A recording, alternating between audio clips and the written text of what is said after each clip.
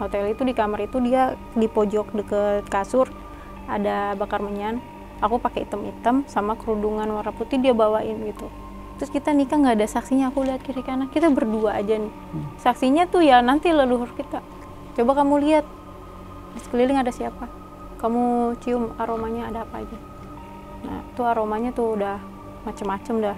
Pas samping aku persis itu kakek-kakek jenggot panjang putih, pakai apa sih, tongkat sama sorban. Itu Mbak lihat? Real? Lihat semua. Ada tuh sosok itu semua? Lampu suruh matiin dan aku disuruh buka baju telanjang kayak gitu. Yang aku lihat itu sosok cowok tinggi gede, aku bilang gitu. Aku ngerasa gitu? Sentuhannya kayak gitu, kayak ngerasain dipakainya kayak gimana. Iya itu aku, kata dia gitu. Kamu berhubungan sama, bukan sama orang itu yang kamu nikah itu. Lah terus sama siapa? Sama jinnya dia.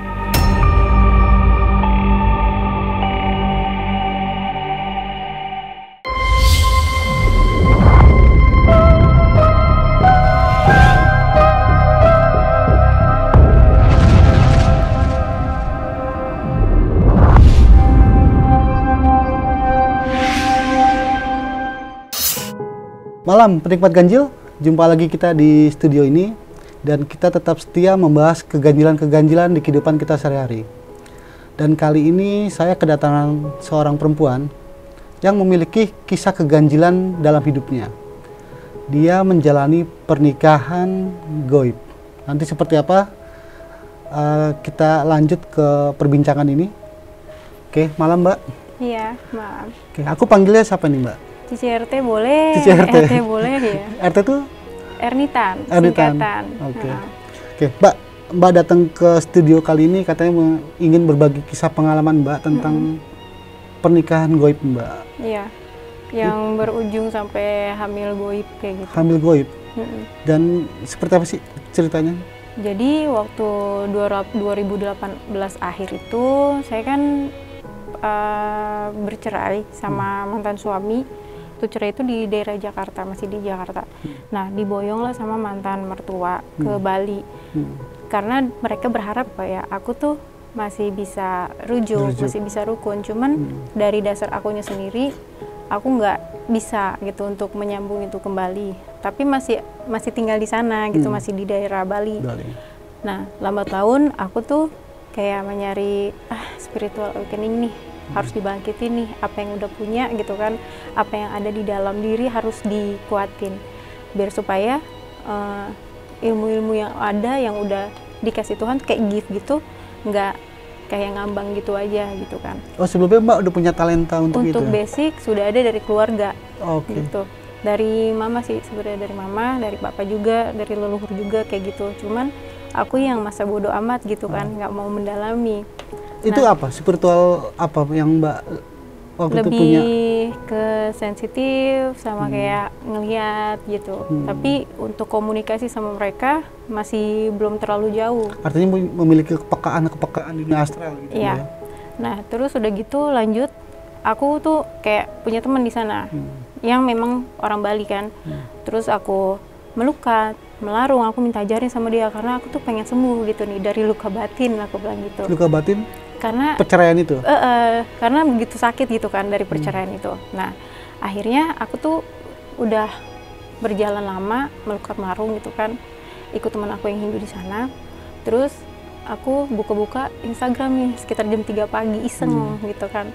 Buka Instagram nih, masa cuman kayak gini doang sih belajar, aku harus menemukan guru spiritual gitu kan, biar ada yang bimbing. Kalau cuman kayak gitu aja, kayak ilmu tanpa guru gimana sih gitu kan. Nah udah gitu, dan nih iseng lah ketemu guru spiritual yang di luar daerah Bali. Nah terus aku juga nggak terlalu memperhatikan nickname Instagramnya, dan itu sosoknya laki-laki gitu kan. Nah udah gitu iseng aku DM gitu kan, aku say hello, aku bilang Mbak bisa Kak bisa minta tolong nggak gitu, aku konsultasi kan, aku butuh pertolongan nih gini-gini untuk nyembuhin luka batin aku gitu kan, sama mendalami spiritual.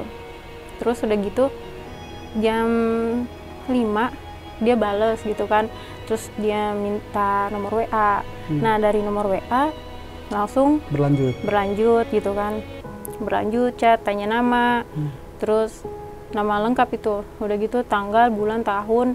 Nah terus dia bilang, oh kamu Sabtu Kliwon ya, dia bilang gitu. Iya kak, kenapa ya? Oh ini bagus nih, dia bilang kayak gitu. Dia langsung excited banget, oh ini bagus nih. Kamu aku bantu ya, dia bilang. Sini cerita, udah cerita detail. Terus dia bilang, yaudah aku bantu. Terus aku tanya, berapa ya kak maharnya? Kalau bisa aku cicil deh gitu kan. Aku kan juga kerja segala macam, aku bilang gitu kan. Nggak usah, gratis kata dia gitu. Oh kok gratis sih gitu kan? Nggak enak loh, aku bilang. Oh nggak apa-apa. Kamu ini Mbak dibantu soal apa? Tentang spiritual. Oh gitu, kegelisahan itu? Iya, tentang kayak aku penyembuhan diri aku gitu kan, sama spiritual awakening aku perlu dibimbing gitu kan. Nah karena kan dia guru spiritual juga. Nah terus chat berlangsung, ada jeda seminggu kalau nggak salah. Dia langsung bilang, kita live bareng nih. Karena emang aku juga kan di Instagram aku yang lama, aku marketing promotion dong, gitu kan. Dia lihat aku untuk promosinya tuh lancar segala macem, untuk narik marketnya bagus, crowd-crowdnya. Nah di situ juga dia mungkin memikir aku nih bisa manggil crowd untuk mendatangkan uang juga nih buat dia nih. Di situ aku memahami kayak kok gue dimanfaatin ya, aku bilang gitu kan. Nah terus udah gitu udah nih, dari situ follower dia banyak semenjak kita live bareng nih. Terus akhirnya apa, minta buka sekolah spiritual online maupun offline. Kalau offline di Bali, nah online itu banyak yang ikut karena marketnya aku semua nih yang narik. Akhirnya sampai ke batch berapa gitu, mungkin sampai saat ini masih ada gitu kan. Nah terus udah gitu dia bilang, kamu mau nggak nikah sama aku? Aku kaget karena aku nggak berpikiran untuk ke arah sana gitu kan. Udah gitu udah nih aku langsung bilang mau gitu kan, tanpa berpikir panjang aku langsung bilang mau. Dan itu udah berapa lama itunya?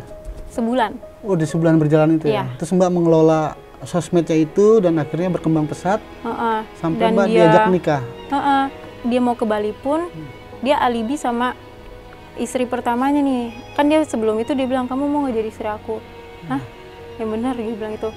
Perasaan nggak ada ke arah sana gitu. Aku cuman kayak berguru segala macam, meditasi sama-sama, sekolah online segala macam gitu kan. Terus dia bilang, iya kamu jadi istri aku yang keempat atau yang kelima gitu. Aku kaget, ini lebih kaget lagi loh, berarti istrinya banyak banget ya. Dan dia emang pas aku kesana udah seminggu lebih, aku baru mendalami Instagramnya dia. Oh ini perempuan ya.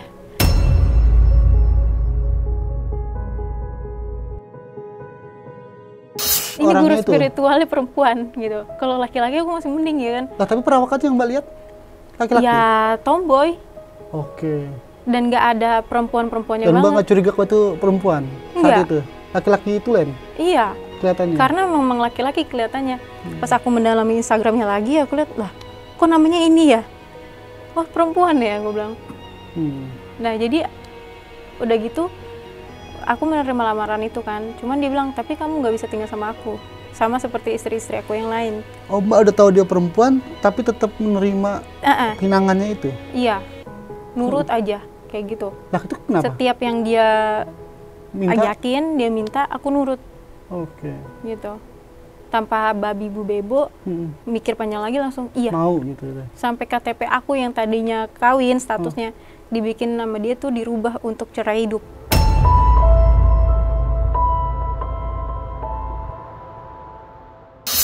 Terus dia bilang, kalau nikah sama aku, kamu tetap di Bali, aku tetap di sana. Loh nanti kita gimana gitu? Aku nggak bisa kalau nggak serumah. Ya nggak apa-apa, aku bayarin kosnya. Anak-anak kamu aku jamin. Udah akhirnya dari Bali itu, tadinya aku di Bedugul kan, pindahlah ke kota di daerah Tengku Umar. Nah di situ aku dapat kosan yang kamarnya 2, jadi anak aku satu. Kamar aku sekalian buat kerja. Sebagai kantor online spiritual konsultan itu ya. Terus udah gitu lambat laun dia datang ke Bali, dan itu sebagai alibi sama istri pertamanya buat acara sekolah spiritual di Bali. Kalau nggak gitu dia nggak diizinin pergi, ketahuan dong udah punya istri lagi di Bali. Istri-istri lain perempuan juga?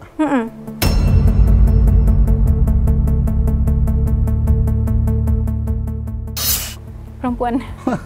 Sampai sekarang jangan-jangan masih punya? Iya, dan anak 2 ini dia dari istri pertama ada anak dan itu adopsi. Oke. Iya, perempuan sama laki-laki. Oke, lanjut. Ketika Mbak udah kontrak, terus di situ, nah dia baru datang ke Bali. Saya tanya, kenapa harus nikah gitu? Kalau nggak nikah, ya aku nggak bisa berhubungan badan sama kamu, dia bilang. Karena yang aku nggak boleh kita berhubungan tanpa kita nikah. Tanpa akad gitu. Terus aku harus ngehubungin orang tua aku, gimana caranya? Ini kan kita perempuan sama perempuan gitu kan. Nggak boleh orang tua tahu, temen pun tahu, aku nggak boleh bilang sama siapa-siapa. Tapi cuma namanya aku ngeyel ya, aku bilang sama temen deket aku nih, Mbak, aku juga yang spiritual di Jakarta sini, ya kan, aku bilang setelah aku udah nikah gitu kan. Nah balik lagi ke nikah, itu sekitar bulan Agustus kalau nggak salah. Itu Mbak melangsungkan pernikahan? Iya, dia datang dari tempat dia ke sini cuman buat datang untuk nikah. Itu cuma sehari doang, besoknya pulang lagi, balik lagi sana. Dan di ruangan hotel itu, di kamar itu, dia di pojok deket kasur ada bakar menyan. Padahal kan nggak boleh ada asap ya. Cuman itu emang nggak ada asapnya. Jadi nggak ada yang bisa memicu apa sih, yang emergensi gitu kan di kamar. Aku kan non muslim. Dia suruh aku pakai hitam-hitam sama kerudungan warna putih, dia bawain gitu. Udah gitu aku disuruh ngapain ya, duduk di kasur, kamu baca syahadat ya. Gimana caranya? Aku kan kaget ya, aku nggak tahu nih gimana caranya. Terus kita nikah nggak ada saksinya, aku lihat kiri kanan, kita berdua aja nih. Iya berdua.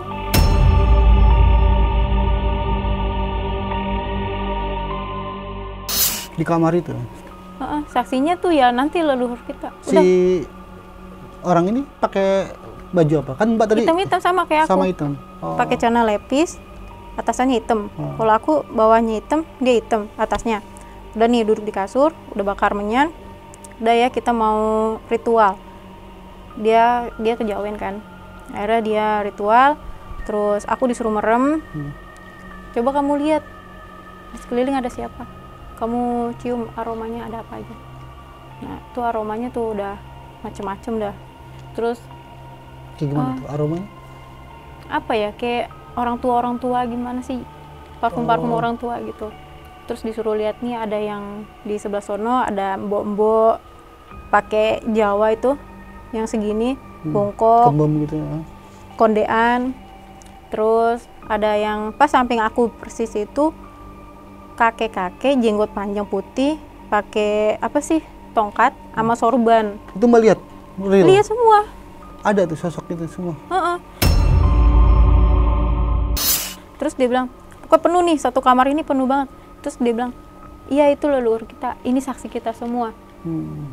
Dalam hati, kok gue bego banget sih, gue ngapain gitu. Saksinya tuh bukan orang.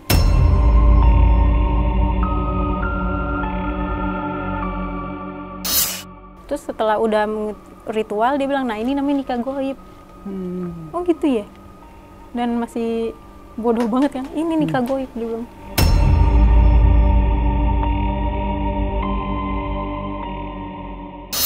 Tapi saat itu Mbak memikirkan apa tuh? Kok bisa mau aja gitu?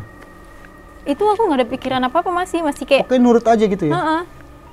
Masih yang ngikutin arahannya dia gitu.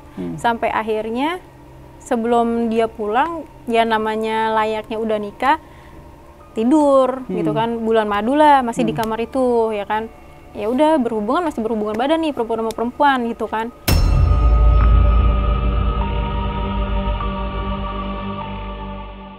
Nah setelah itu besoknya dia pulang,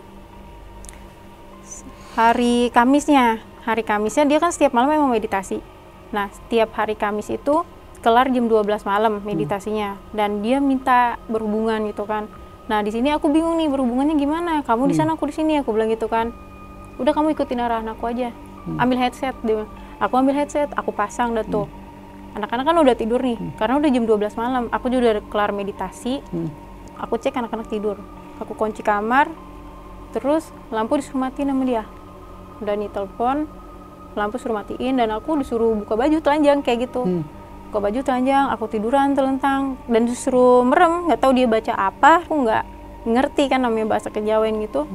Udah nih, kamu rasain di situ ada apa, gitu kan? Ya, yang aku lihat itu sosok cowok tinggi gede, aku bilang gitu. Mbak merasakan Aku ngerasa gitu? sentuhannya kayak gitu, kayak ngerasain dipakainya kayak gimana. Iya itu aku, kata dia gitu.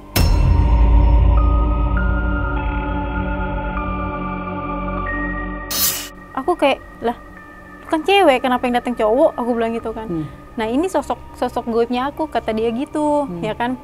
Jadi Mbak bercinta di situ, melakukan hubungan seksual? Di situ ya kan. Nah itu kayak gimana sih gambaran hubungan seksualnya? Ya beneran kayak kita sama manusia gimana sih gitu kan. Mbak merasakan pelukannya, ininya? Iya, cuman dengan posisi aku yang telentang aja, itu aku udah ngerasain kayak sentuhan segala macem gitu kan, kayak digerayangin gitu. Dan udah akhirnya aku lemes, aku udah nggak sadarin diri lagi. Pagi-pagi ya ada bercak-bercak lah segala macem, itu ada. Bercak-bercak apa? Ya apa sih, ya kayak gitu, kayak sperma atau apa? Kayak gitunya gitu loh.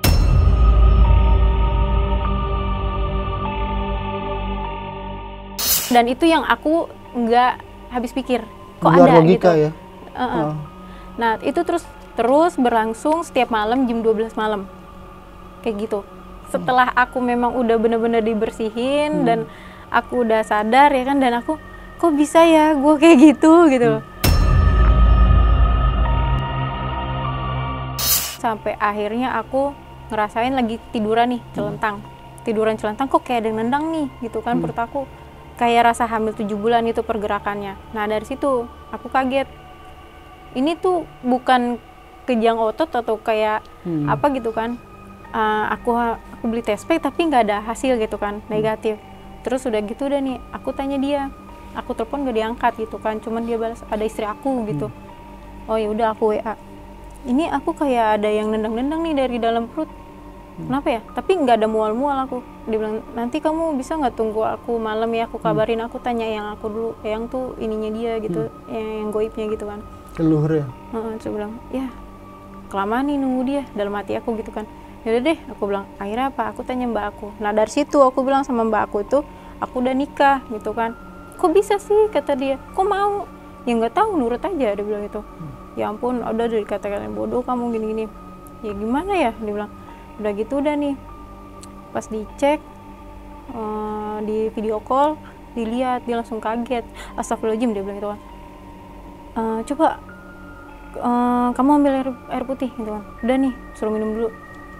Udah gitu minum dikit. Nah dibacain tuh ayat kursi, ayat kursi ya, sama aljin, dia bilang. Udah tuh dibacain, dan pas udah dibacain itu perut aku tuh kayak dikorek-korek tuh, kayak dikorek, sakit banget gitu, kayak lagi orang haid gimana sih. Udah gitu udah nih, dia kaget. Nih kalau dia bereaksi dibacain ayat kursi, berarti itu anaknya jin dulu. Tapi kalau memang bukan anak jin, berarti dia diem, dia nggak ada reaksi apapun. Bener pas dibacain surat Al-Jin, surat Yasin, langsung bereaksi.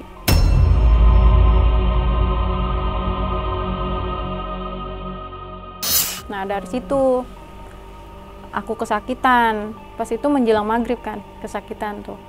Udah gitu udah minum airnya, pas habis maghrib mau isya, itu udah plong kan. Gimana, masih sakitnya? Enggak. Udah aku tanya, mbak ini kenapa, mbak ini kenapa? Akhirnya dia baru ngomong, dia bilang, maaf ya tadi nggak bisa kasih tahu. Emang kenapa? Itu anak yang kamu kandung itu anaknya jin. Kamu berhubungan bukan sama orang itu yang kamu nikah itu. Lah terus sama siapa? Sama jinnya dia, yang bikin ilmunya dia itu bertambah. Jadi kamu tuh dipakai buat nambahin ilmunya dia.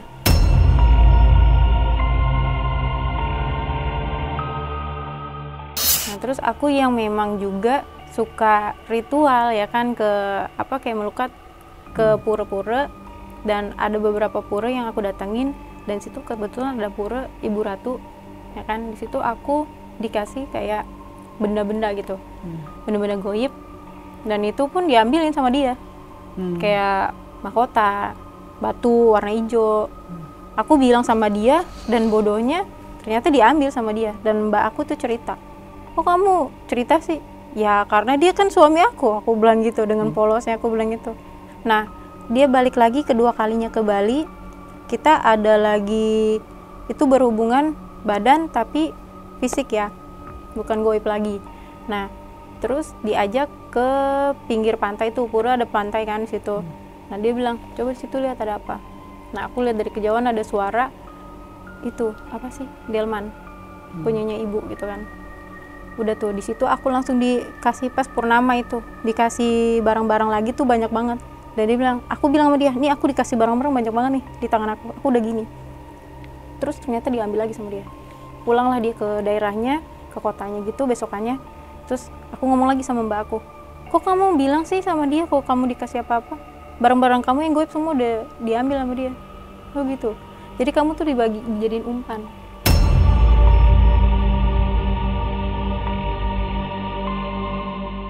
Jadi perkenalan Mbak lewat awalnya dulu di media sosial itu terpisah kota berarti.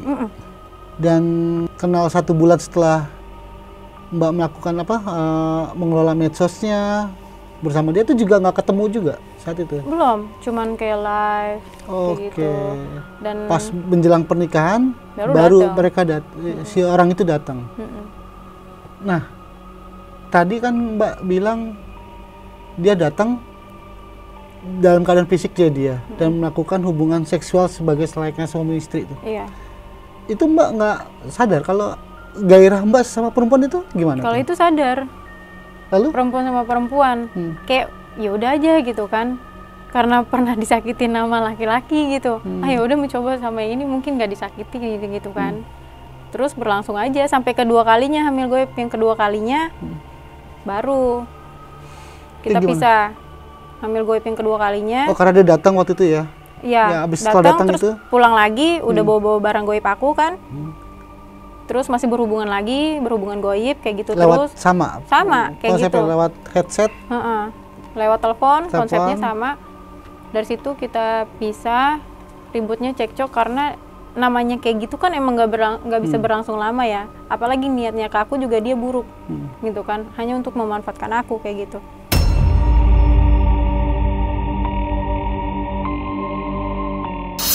Udah stop nih nggak ngasih ekonomi lagi ke aku. Nah dari situlah yaudah aku milih pisah. Terus dia ngancem, kamu itu nggak bakalan bisa punya pasangan, kamu itu nggak bakalan nikah sama siapapun. Yang lihat kamu bakalan pergi. Dan itu kejadian pas udah pisah sama dia. Setiap orang lihat aku nih, mau laki mau perempuan lihat aku tuh serem.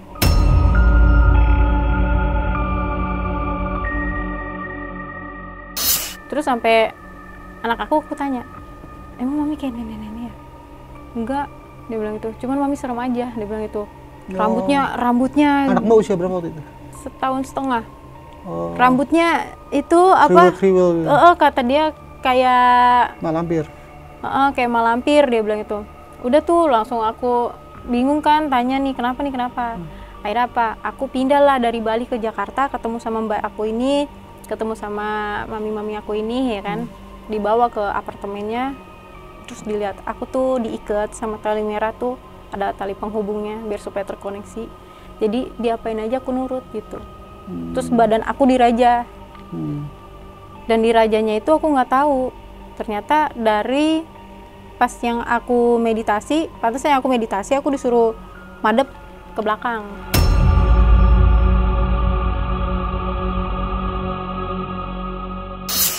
Sampai sekarang masih berbekas rajanya? Udah sembuh, semuanya udah dibersihin, udah dipulihin semua. Sama mbak aku sama mami aku ini. Mbak, pertanyaannya nih, tapi Mbak normal? Secara harafiah dalam seksualitas Mbak tuh normal sama laki-laki gitu? Normal, makanya sampai aku bilang, udah lepas nih sama dia, akhirnya apa? Puji Tuhan aku punya suami. Yang sekarang ini.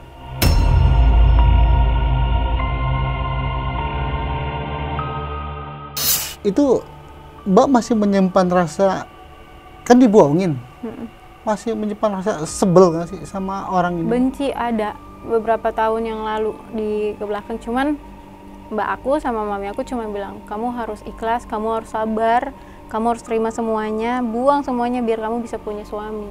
Biar ada orang yang lagi yang mau sama kamu. Karena kamu ini tuh apa ya, soal asmara tuh gampang dibodohin gitu.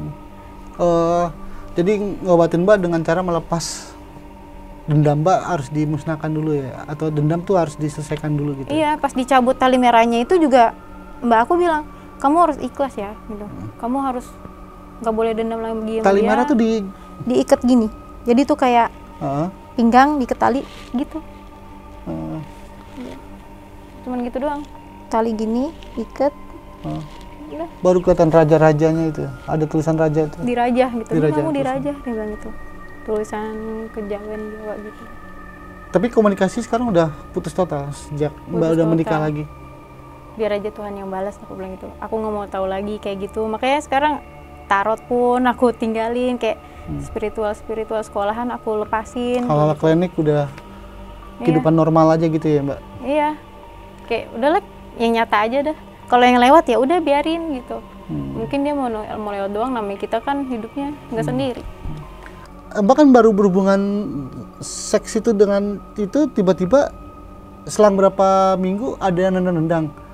Durasinya kan beda sama manusia nih, kan kalau manusia bisa ada prosesnya 4 bulan, 7 bulan segala macam. Iya. Nah, di situ aku nggak nyangka kalau dihitung-hitung seminggu lebih sih, dua mingguan gitu kan. Nah terus udah gitu itu baru berasa nendang-nendang tuh. iya, nendang-nendangnya itu kayak orang hamil 7 bulan ya, masih itu berasa banget. Ada gerakan-gerakan gitu ya. Gerakan gitu. Oke. Mungkin memang waktu di alam kita sama di dunia astral mungkin beda kali ya. Iya, bisa jadi. Nah, Mbak pernah cerita juga sama Mbak yang ngobatin Mbak tuh? Mbaknya aku Mbak selalu sharing. Kalau dibiarkan itu gimana tuh bisa anaknya tuh nanti Jadi bilang namanya mati anak, itu jadi manusia setengah jin. Jadi layaknya emang manusia tapi dia jin gitu. Pas Mbak diobatin dengan air putih itu kan kayak semacam dikuret gitu. Iya. Nah, itu keluar apa tuh? Darah atau apa? Nggak ada. Cuman pipis gitu aja. Mules pipis gitu dong ya? Mules terus pipis, terus udah gitu langsung maghrib. Stop di situ. Nah, di pengobatan pertama Mbak udah nggak sadar, wah nih nggak beres nih, gue mau stop. Belum sadar, pas kedua baru itu diingetin. Ini udah kedua kalinya, jangan sampai ketiga kalinya. Nah akhirnya mungkin Tuhan maha adil ya kan, dibuatlah aku ribut besar di situ. Dengan ekonomi, dia nggak bisa kasih ekonomi lagi, ya udah kayak gitu. Milih pisah. Mbak, takutnya si D ini mencari mangsa-mangsa lain nih.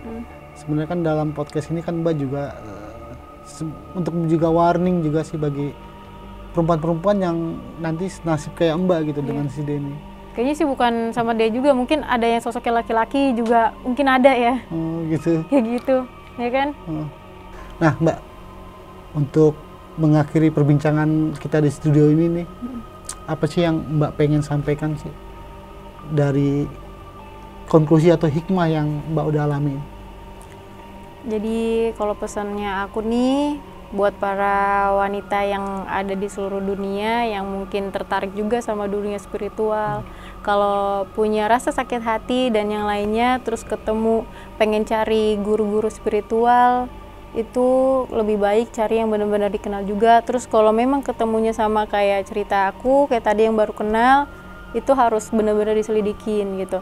Apalagi tentang nanya weton dan segala macam, kalau yang ciri-cirinya sama kayak aku mending dipikir-pikir lagi gitu, jangan sampai kejadian kayak aku sih kayak gitu. Nah kalau misalkan Mbak boleh berpesan sama si orang ini misalnya siapa sih? D aja. Nah, depan hurufnya D. Kalau yang untuk si Mr. D, saya sih udah memaafkan tentang apa yang udah kamu perbuat kepada saya selama beberapa tahun. Dan terima kasih karena kamu, jadi saya udah bisa punya suami, punya keluarga, punya anak, dan bisa hidup bahagia sekarang. Penikmat ganjil, cukup sekian kita mendengar kisah pengalaman misteri dari Cici RT ya, tentang pernikahan goib dan sempat mengandung anak goib juga. Dan mungkin inilah keganjilan-keganjilan yang telah kita dengar, dan sampai jumpa.